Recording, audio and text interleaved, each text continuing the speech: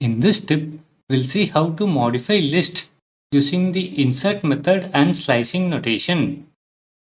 First, let us see how we can add an element at any position using the insert method. Consider this list with 3 elements. Suppose I want to add a book at this location. So index is 0, 1, 2.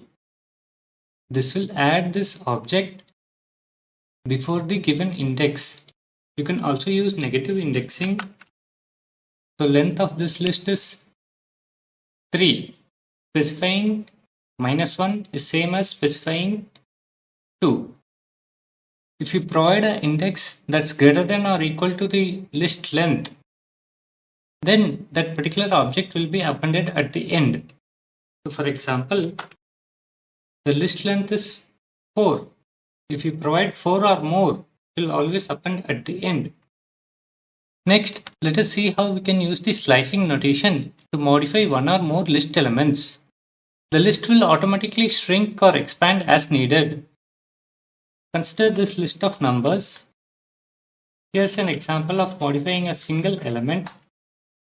We just change this element to 100.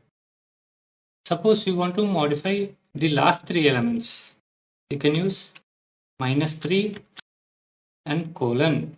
So this will automatically go till the end of the list. Let's say -1, -2 and -3. So you can see the last 3 elements have been modified. In this example, both LHS and RHS had same number of elements. Next, let us see an example where LHS and RHS don't match. So for example, nums 1:4. So we are replacing elements at index 1, 2 and 3 with a single object. So these 3 elements got replaced with this object. Here's another example. Here LHS refers to only one element and RHS has 3 elements. So here the list got shrink and here the list expanded.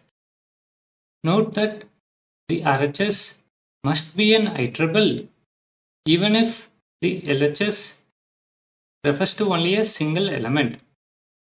Hope you enjoyed this tip.